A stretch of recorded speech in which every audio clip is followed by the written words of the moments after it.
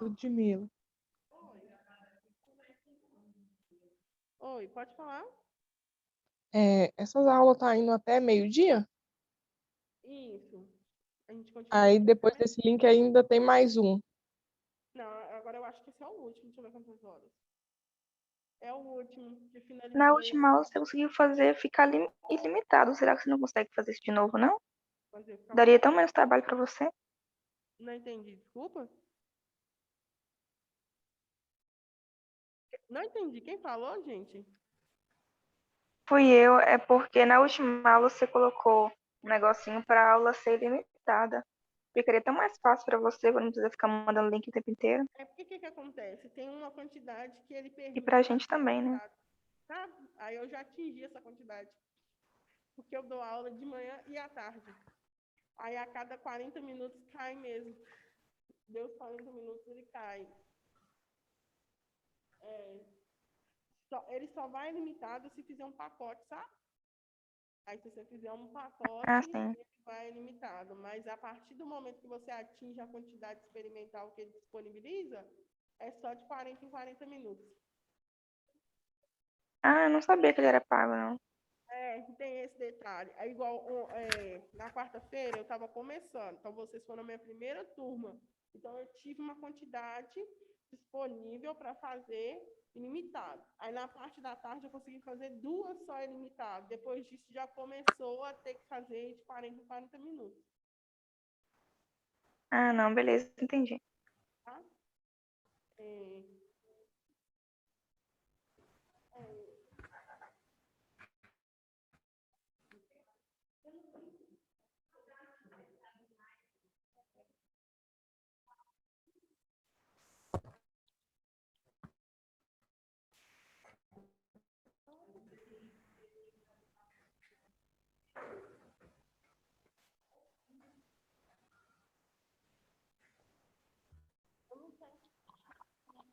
Caiu aqui, gente. Vocês lembram qual slide que estava?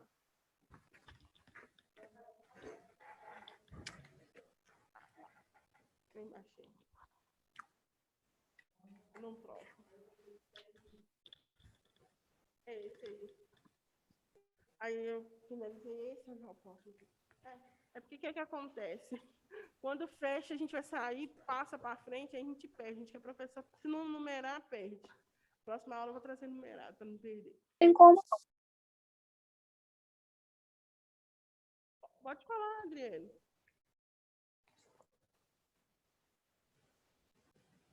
Ô, professora, perdão, é porque toda hora que eu entro no Zoom, o meu áudio ele fica aberto. Aí eu tava conversando com a minha avó aqui, Tá. aí dá o áudio aí. Não, tudo bem, achei que você queria Todo mundo, eu cheguei também, até minha câmera estava aberta quando eu cheguei. Exatamente, quando a gente entra, o Zoom, o áudio, a câmera tá tudo aberta, e às vezes eu tô aqui conversando com alguém aqui em casa, dá a entender que é com vocês, mas não é não, gente. Mas obrigada, viu? Tudo bem. A resistência muscular refere-se à capacidade que os músculos apresentam de sustentar repetidas ações. E força seria a capacidade de trabalho de um músculo no agrupamento muscular. Então, foi o que eu estava explicando naquela hora da parte da academia, né? Quanto mais a gente vai movimentando, mais forte ele vai ficando. Então, por isso que ele dá a sensação de estar maior, né? Ele se exercita, então ele fica mais resistente. Em conjunto, elas são responsáveis pela integridade fisiológica das articulações, pela postura corporal e pela quantidade de execução dos exercícios de sobrecarga, como carregar uma sacola de compras. Então, o que isso significa? Quando o idoso atinge a idade, né, de 40, 50 anos, como eu expliquei no slide da aula passada, ele começa a perder, né, a musculatura, ele começa a ter uma atrofia da musculatura. A musculatura dele não se renova mais, não é fabricada novas fibras para o músculo ficar estriado.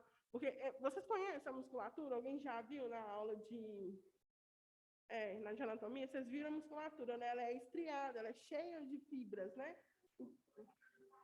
É igual a carne, isso mesmo. A Silma deu um exemplo aqui que é a carne e o músculo, né? Quando a gente corta, a gente vê que tem um monte de linhazinha, né? Todo estriado. Então, são as fibras, né, no músculo que vão se renovando. E quando a gente atinge, né, essa idade de 40 anos, ela não se renova mais. Então, é o contrário. Vai utilizando, vai perdendo, e acabou.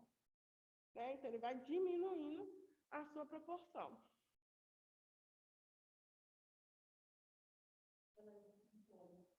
É tudo se renova, né? É tudo se renova. É como se fosse a célula não morre, ela some e se torna a camada principal da pele.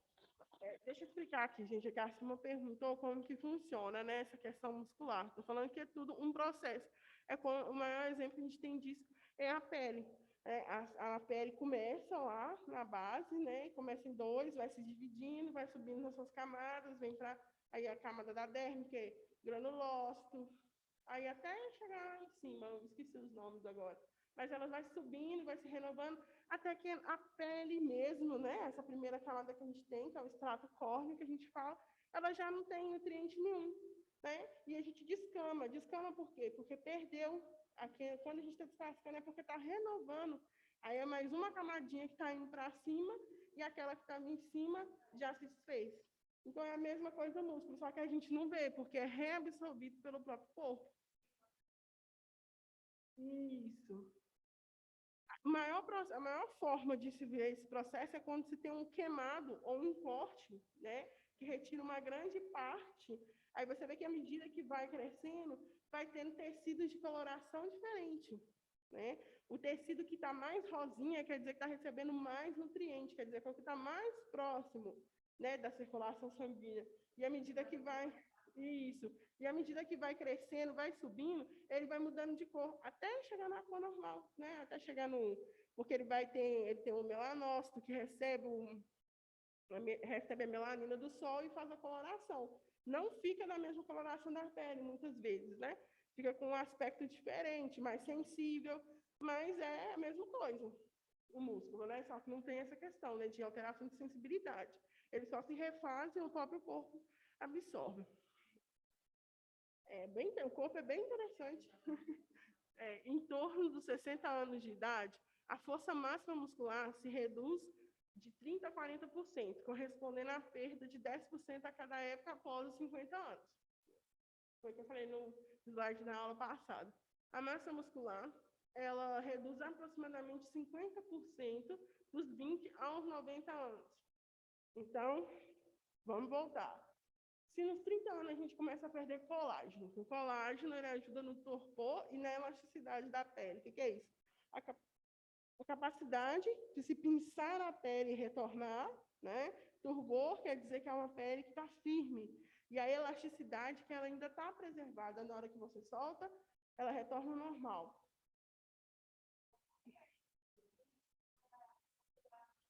Isso. O desgaste, a Silma está falando aqui sobre o desgaste das cartilagens. Ela acontece de acordo com as atividades que são exercidas. Se você tem atividade de alto impacto, você está sempre correndo, pulando, exercitando, jogando peso sobre a sua cartilagem, se encontra no joelho, você tem mais chance de quando você chegar à fase dos 60 anos, ter um problema, né? No joelho, tem que fazer aquele procedimento que eles falam que é um enxerto, né, de colocar o líquido de novo. O que acontece? A cartilagem, ela serve para impedir que o osso fique batendo no osso, para não lesionar. Isso é colágeno. Então, se você vai perdendo, né, e tem um líquidozinho ali também que fica lubrificando, para não ficar rígido demais. Né? Então, assim, é tudo realmente como se fosse uma máquina, né? Então, assim, tá lá, tá funcionando. Aí você está fazendo atividade de alto impacto, você está utilizando muito aquele local, está tendo sempre muito impacto, vai ter um desgaste maior do que uma área que você não utiliza tanto. Exemplo, corredor, quem corre, quem salta, eles utilizam muito impacto o quê? Tanto do pé quanto do joelho. Né? Está sempre em impacto, está sempre em movimentação ao extremo. Então, eles tendem a ter um desgaste maior e, muitas vezes, antes dos 40 anos, eles já não podem fazer isso mais. Não vê corredor muito antigo. Tem corredor que até 40 anos já não faz mais, porque utilizou tanto, gastou tanto, que já não tem necessário para poder continuar fazendo aquela atividade, vai prejudicar ele lá na frente. Então, eles aposentam. Isso.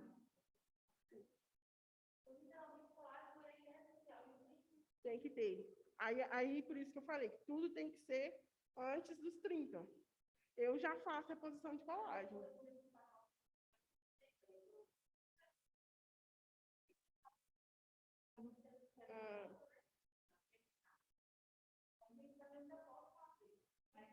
Ah, mas aí você tem que olhar o nível. O nível, porque é igual eu falei naquela última aula. A Silma está perguntando que ela já passou da idade dos 30, né? Quase entreguei essa idade, Silma.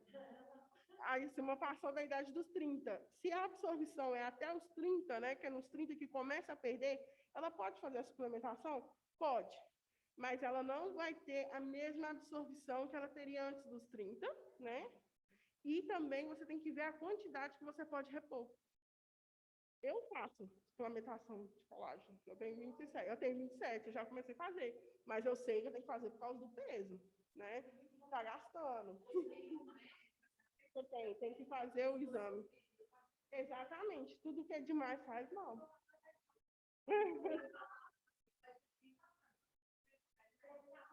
As meninas estão falando aqui na sala que elas vão repor o colágeno nelas comendo mocotó e pé de galinha. Se alguém sentir vontade em casa aí, conversa com a Silvia e com a Vanessa que elas vão descobrir onde que fornece para ser alimentício.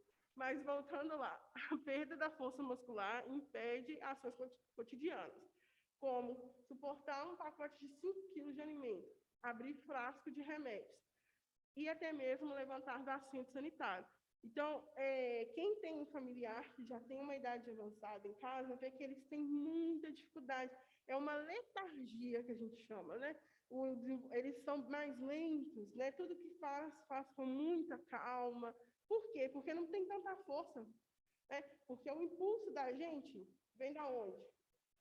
Da perna. Então, para ele já é difícil, né?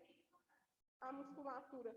Então, por isso, tudo tem que ser feito com muito cuidado, muita cautela. Porque uma coisa, se eu pegasse uma que está sentada aqui, mais próximo de mim, e levantar ela, ela vai levantar rapidinho.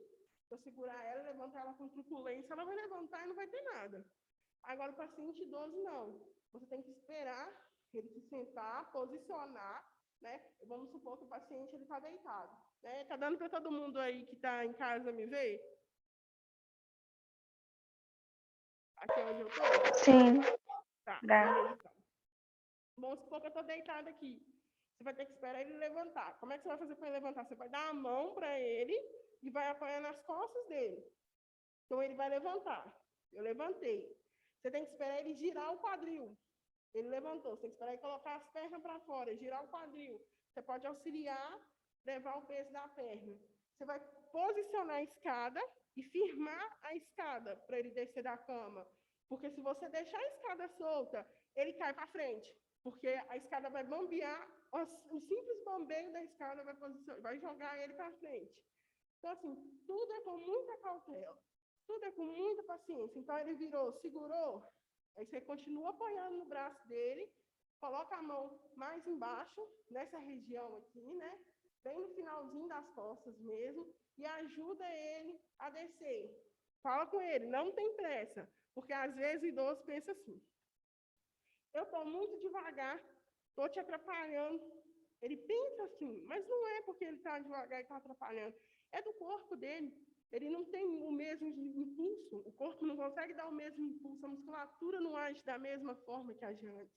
Então, vai, espera com toda a paciência e aí faz o resto do processo. Então, assim, é por esses motivos que tem essa postura. Aí, às vezes, a pessoa acha que o paciente está fazendo isso porque está fazendo hora. Ah, deixa ele lá e sai andando. Ou senão fala assim, vamos embora, São José, que eu tenho outros pacientes. Né? Ou senão vai levantar, ele levanta de uma vez. Se você levanta ele de mau jeito, ele machuca e lesiona ele. Se fratura alguma costela, porque os ossos já estão sensíveis, eu falei na última aula. E se você lesiona uma costela e perfura o pulmão? Olha o problema aí.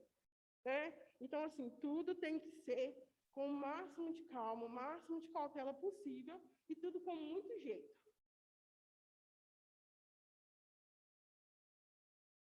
Então, a flexibilidade, né? A flexibilidade é a movimentação máxima de uma parte do corpo ou articulação sem promover lesões. Então, quer dizer que é o estiramento da fibra, né, da musculatura, de forma que ela não vai romper. Na última aula, eu dei o exemplo do elástico, né? Vai esticando, vai esticando, vai esticando, vai esticando o elástico, até que chega um momento ele rompe, né? Então, tudo que é em excesso, né? Se você usar demais aquilo ali, ele vai lesionar. E se a musculatura ela já está mais reduzida, né? E ela já está mais sensibilizada, dependendo do que for fazer, dependendo do tanto que você forçar ela, você rompe. Por quê? Porque ele é substituído por um tecido que é fibroso. Fibrose já não é mais rígida, eu não falei da última vez, que ela já é mais difícil de ter flexibilidade. Então, se você não fizer uma movimentação, um estímulo antes, esse estímulo depois não faz resultado. Ele, muito pelo contrário, ele faz danos. Por que tem paciente que fica hospitalizado um mês e não consegue voltar a andar? Porque é um mês deitado, um mês sem exercer a força gravitacional, porque a nossa musculatura, ela também, ela trabalha o tempo todo, né? Mas a força gravitacional que a gente sofre sobre o nosso corpo ajuda que a nossa musculatura fique mais resistente. Então, a partir do momento que você está deitado, você não está sofrendo uma pressão, não tem nada vindo de cima contra você para te fazer com que fique em pé, né? Porque a gravidade é isso. Se você está na Lua, não tem gravidade, então você flutua, não tem nenhuma força exercendo contra o seu corpo. Agora, se você está em pé, tem a gravidade que te impulsiona, te empurra para que você fique firme. Por isso que a gente faz força para andar. Na Lua, eu não sei se vocês já perceberam, quem vai para a Lua faz sessão de fisioterapia. Eles fazem uma sessão de fisioterapia, tem um acompanhamento de uma musculatura com mais frequência. Porque chega lá, eles não utilizam. Eles não flutuam. Qual força que está exercendo? Nenhuma. Então, assim, é bem interessante, tá vendo, gente? Nosso corpo é muito interessante. Então, por isso, que tem que tomar cuidado. Aí, às vezes, tem muita gente que não entende, fala assim, nossa, mas meu pai ficou só um mês internado e está acamado. Mas não é só um mês internado, né? Tudo bem que é muito, mas são diversos fatores que implicam para que ele chegue naquela condição. Então, com a flexibilidade, dependente de fatores como a estrutura óssea... Professora, eu não estou conseguindo te ouvir direito, tá baixo. Com a flexibilidade... Escutou melhor agora, Rafaela?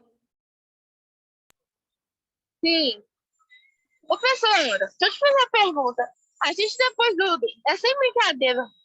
Depois dos 30 anos, a gente também começa a ficar um pouco surdo, porque eu tô com muita dificuldade para ouvir. Sério mesmo, eu tô achando que o problema é só eu, porque ninguém fala nada, ninguém reclama. Então é só eu, né? Olha, o meu volume tá no máximo, viu? Eu não consigo ouvir direito. Você não E eu tô de fone. Direito? Eu só consegui ouvir com fone, sem fone eu não consegui ouvir direito também, não. Eu não entendi o que a Raíssa falou. Fala de novo, Raíssa. Eu só consegui te ouvir direitinho quando eu coloquei fone. Antes disso, eu não tava conseguindo ouvir mesmo, não. Pois é, o que as meninas estão falando aqui. Porque quando tem um áudio aberto aí, algum de vocês, sem querer, esquece, o retorno de vocês é muito alto aqui. É muito alto. Então, dá a impressão que tem umas 300 pessoas dentro da sala. Sem brincadeira. É muito alto o retorno aqui. Então, por isso que tem hora que eu falo, gente, fecha o áudio. Não é porque eu não estou querendo que vocês conversem, não é porque o jeito que vocês Não, sim, pra gente também fica assim. A gente até assusta, né? Assim, a gente está concentrado olhando para frente, vê um vozeirão, a gente fala, opa, da onde está vindo isso aqui? Então, assim, para vocês, o de vocês aqui, para a gente que está na sala, é muito alto. Então, a gente pensa que o nosso aqui é da mesma forma aí. Então, aqui só tem mute, né? Para deixar no mute e ligado e desligado. Só aumenta não. É por isso que as minhas estão falando tadinho de mim aqui, porque eu estou falando bem alto. Estou falando bem alto. Então, assim, para ver se sai melhor para vocês aí. Aí, se não tiver, vocês continuam falando que eu vou chegando mais perto. Mas acho que é por causa da máscara que abafa também. E não pode ficar sem máscara? Então, a gente vai dar um jeito. A gente vai dar um jeito, a gente já conseguiu chegar lá. Então, vamos continuar aqui. A flexibilidade depende de fatores como estrutura óssea, ligamentos e músculos. eles se interrelacionam com a qualidade da flexibilidade, como subir escada, trocar roupa, amarrar o tênis, pentear-se, ou seja, tarefas que exigem uma amplitude das circulações. Vocês já pararam para prestar atenção o tanto que a gente movimenta a nossa musculatura durante o dia? Às vezes uma coisa simples, ela exerce tanto da gente. Você vai subir escada, você está movimentando.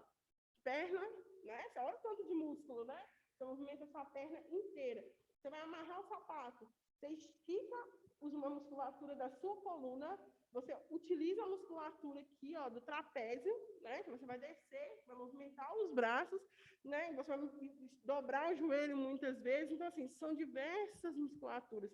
E para uma pessoa que já está fragilizada, é muita coisa para pouco, né? Para pouca musculatura que tem. Então, por isso que eles têm dificuldade em abaixar. Muitos idosos não conseguem abaixar, tem embaixo. Tem uns que tratam melhor do que eu. Tem uns pacientes que descem assim, sobe, que eu fico assim, não, eu não vou fazer isso, eu acho que eu travo.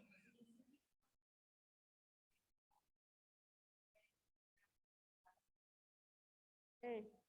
A Vanessa está falando a questão de, no trabalho, a ergonomia. Por que tem essa questão, né, da ergonomia do trabalho? Por que hoje tem a medicina do trabalho, a enfermagem do trabalho, o técnico de segurança do trabalho? É para evitar que as pessoas que fazem atividades repetitivas, que podem causar algum tipo de dano à sua saúde, né, sejam lesionadas. Porque tem gente que não tem instrução. Quem carrega a caixa? Tem gente que eu, particularmente, antes não sabia. Eu descia de uma vez e puxava a caixa. Isso acaba com a sua coluna. O certo é você descer, ajoelhar, cada altura, pegar e subir. É fazer toda a musculatura ser exercitada ao mesmo tempo. Não forçar uma ao máximo. Igual pegar o paciente. Dependendo do paciente que for, não pega sozinho. Não movimenta sozinho. Nem a fisioterapeuta, gente, for movimenta um paciente sozinho. Porque ninguém quer prejudicar. Ninguém quer ficar com a coluna prejudicada. Exatamente. Mas eu falo assim, questão do peso que a gente vai estar suportando. Porque tem gente que pensa assim, eu dou conta sozinho e faço. Aí faz hoje uma vez. Faz amanhã 2 vezes. Daqui faz 30 vezes. Eu não sei se vocês já perceberam, tem até uns memes na internet que coloca assim, eu uma semana fazendo mudança de decúbito. Uma mulher fortona assim. Vou ver se eu acho esse meme, vou colocar para vocês verem, que ele é desse jeito. Uma semana fazendo... Por quê? Porque está usando muita musculatura. Só que isso depois vai acarretar um problema lá na frente. Porque na hora que você precisar dela para uma atividade simples, você não vai dar conta. É por aí que o idoso já fica com o sistema neurológico, né, a questão do emocional dele fragilizado. Porque ele pensa, eu não consigo trocar de roupa sozinho. Eu dependo de uma pessoa para trocar de roupa. Eu não sou criança. Mas não é porque ele não tem consciência para fazer. Às vezes a musculatura dele não está adequada para que ele consiga fazer essa atividade.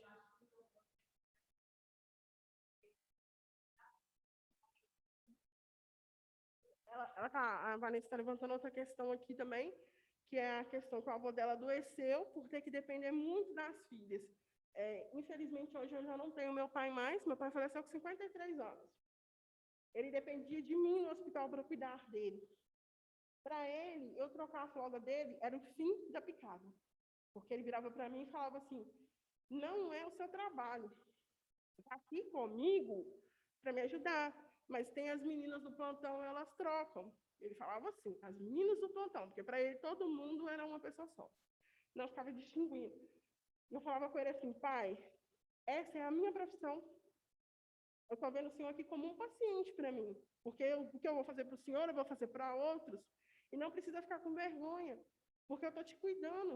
Estou cuidando de você, retribuindo o que você fez por mim. Mas muitas vezes a pessoa tem aquela questão o quê? Cultural. Né?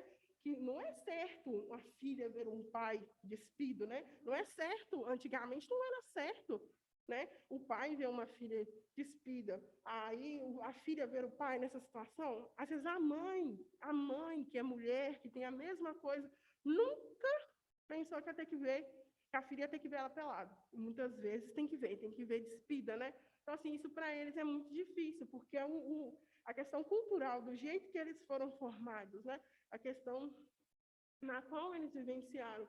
E hoje em dia a gente não tem nada disso, né? A gente vê as coisas de uma forma totalmente diferente. Para todo mundo é normal. Então, isso a gente também tem que se policiar quando chegar lá na frente. Porque, às vezes, para você ir lá e trocar uma fralda do paciente é a coisa mais natural. Mas, para ele, é o fim do mundo. Porque ninguém nunca viu ele pelado. Ninguém nunca viu ele como ele é de verdade. Aí você chega lá e fala assim, vou trocar sua fralda. Não. Dona Maria, eu preciso trocar sua fralda aqui, a senhora me dá licença, tá? Aí pega um biomo, separa de forma que ninguém veja, vai lá, faz a troca. Olha, Dona Maria, a senhora me ajuda? A senhora consegue tirar a fralda? Porque muitas vezes a pessoa consegue desabotoar a fralda, mas não consegue tirar ela por completo. Então você dá uma função para ela. Dona Maria, a senhora consegue me ajudar? Ela, o que você precisa? Muitas vezes pergunta, aí fala, a senhora pode segurar na grade? Pede ela para te auxiliar, para ela se sentir útil e saber que você realmente está cuidando dela com humanidade. Porque às vezes a gente fica muito mecânico. Então, depende. Porque assim, depende de como que está o paciente. A Silma perguntou assim, como que é feita a troca, né? Funciona mais ou menos assim. Eu vou encostar aqui só um pouquinho, tá, gente? Vocês estão me vendo? Eu estou aqui. Não sou só a voz. Então, o que acontece?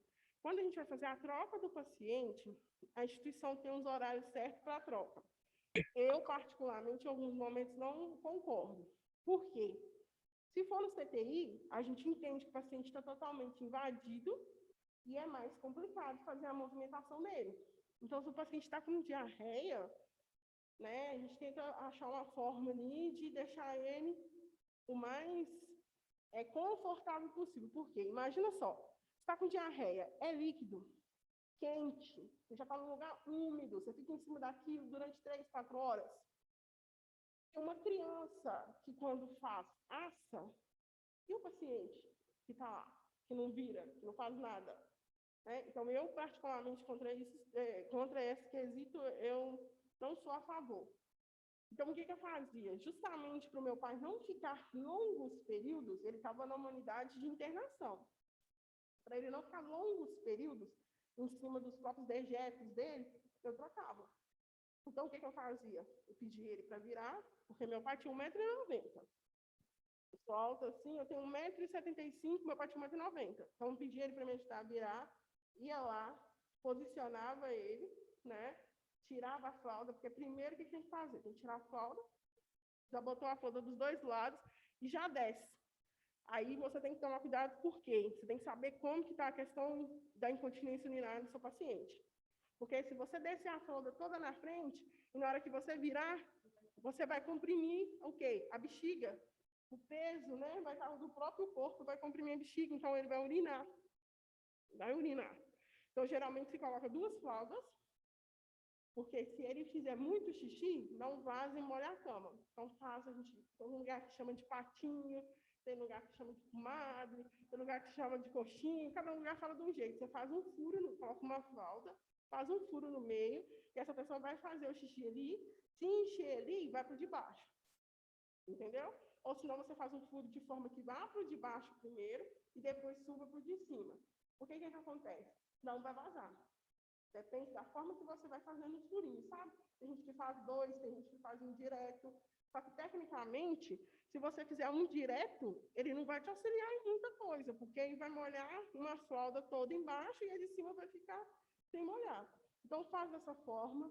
Aí, se tem eliminação, né? Se tem as fezes, o que você faz? Você pega, vira o paciente de lado, primeiro sempre limpa na frente. Se tiver sujo à frente, você higieniza aquela parte, sempre de cima para baixo, nunca de baixo para cima, porque a gente nunca quer levar a sujidade do lugar que está sujo para o mais limpo. Então, tudo na vida, assim, em hospital, quando vocês chegarem, vocês vão perceber que é sempre assim, ó, é direção única, sempre de cima para baixo, do menos contaminado para o mais contaminado. Nunca volta, porque senão você está levando o que está aqui para cima.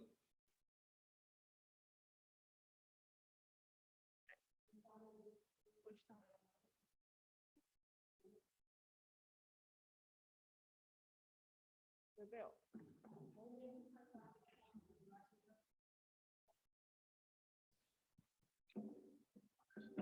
Aqui embaixo, onde está a luz, dá para vocês verem se eu desenhar aqui?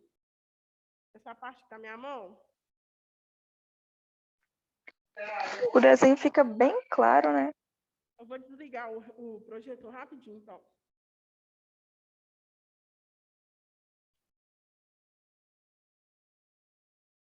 Assim ficou melhor para vocês? Agora já fica bem melhor. Aqui tá dando para vocês enxergar? Sim.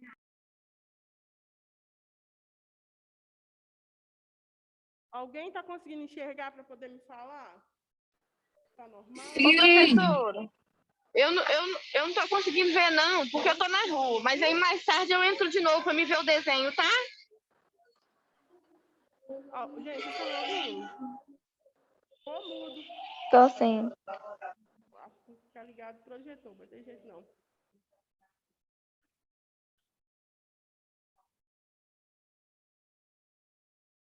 Aham.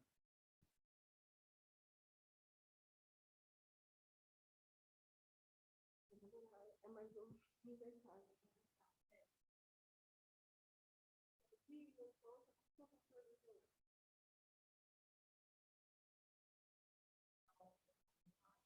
Não.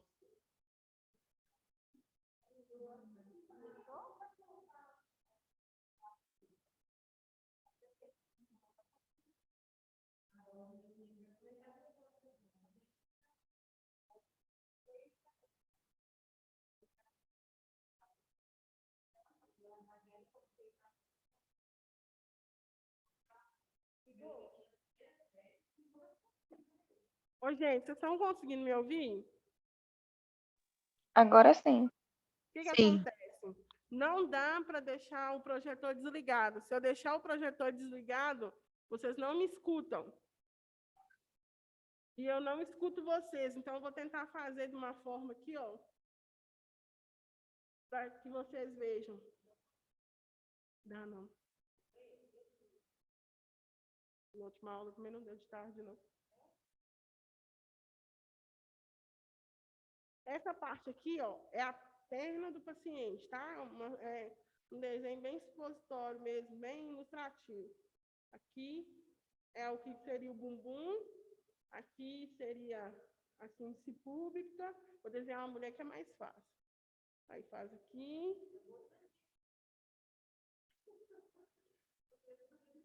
Pronto. Ali é a mulher, tá? Faz uns negocinhos aqui, uns pelinhos, pronto. Tá desenhado. Aí vamos supor que o paciente ele evacuou. Aí a evacuação é uma evacuação mais fácil, mais semi-líquida, né? Ela não está totalmente líquida. E essa parte de azul aqui, ó, é a parte que está suja. Então a gente vê que sujou até perto do canal uretral, tá tudo sujo. Como é que você vai limpar esse paciente? Você vai pegar um soro fisiológico, um ABD, se tiver, um soro não, um ABD, e você vai pegar e vai limpar dessa forma. Sempre de cima para baixo. Limpou, troca, pega outro, de cima para baixo. Limpou, troca, pega outro, de cima para baixo. De cima para baixo. Sempre no mesmo sentido.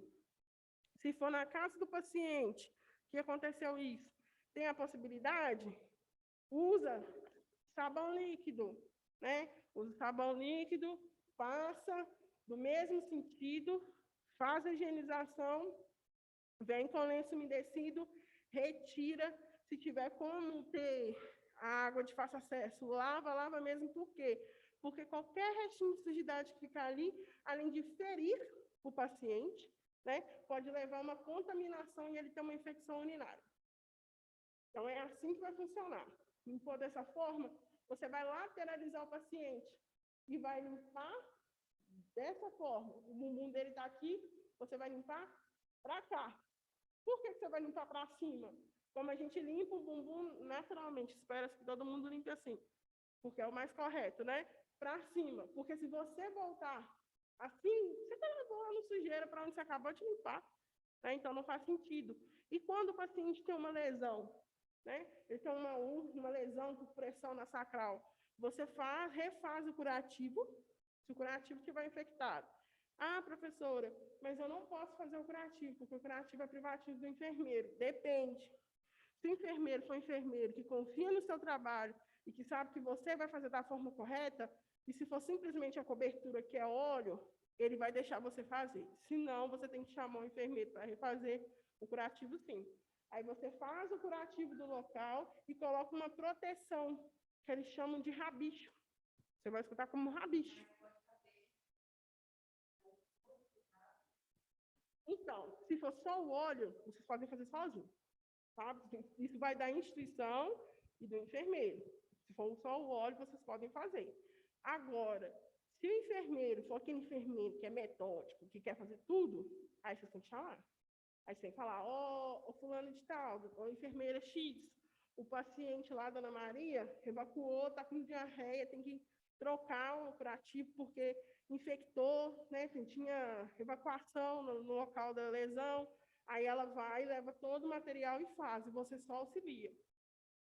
Mas se for uma enfermeira que vai ver que você tem capacidade, que você tem conhecimento, que você é treinado, que você consegue fazer sozinho, que é simplesmente um óleo, né? Porque o que acontece? Cobertura, tem cobertura que é danosa para a pele do paciente. Então, assim, ela é boa, digamos assim, né?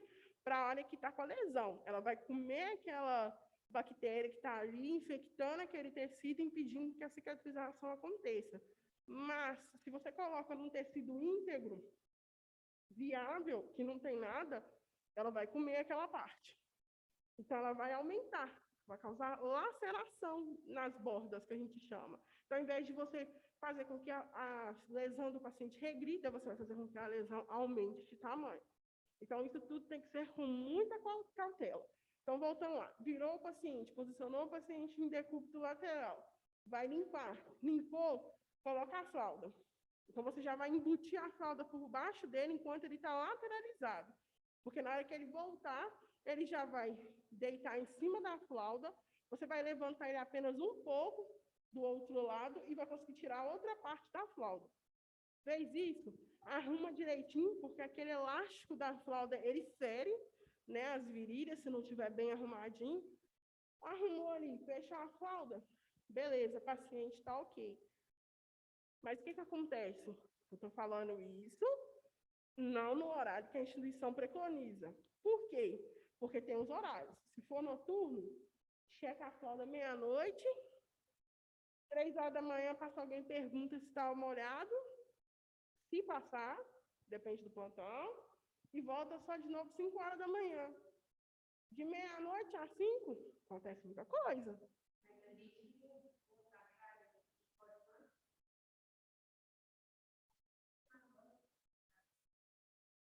Depende da instituição. Porque depende. Se for paciente, igual se for paciente de CTI, é muito difícil, porque você não pode movimentar sozinho e sem supervisão.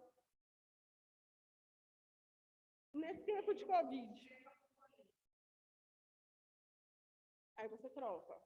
Mas se for internação, unidade de internação. CTI, vamos botar CTI, que é um paciente crítico que não pode sozinho. Então tá lá, o paciente está no CTI, está sozinho, tem que mudar ele, vai ter que lateralizar ele. Ele está entubado. Não pode ficar lateralizando ele muito, porque senão causa o quê? A extubação, né? Acidental. Ou você pode tornar aquele tubo seletivo. Você pode fazer com professora. Oi. Por exemplo, o paciente ele tá no CTI, mas ele, por exemplo, quebrou o fêmur. Nesse caso, como que é feito? Porque, tipo assim, querendo ou não, já tá fragilizado, né? Isso. Aí a movimentação dele é em loco que a gente fala. São mais de um profissional. 2 fica responsável pela pele.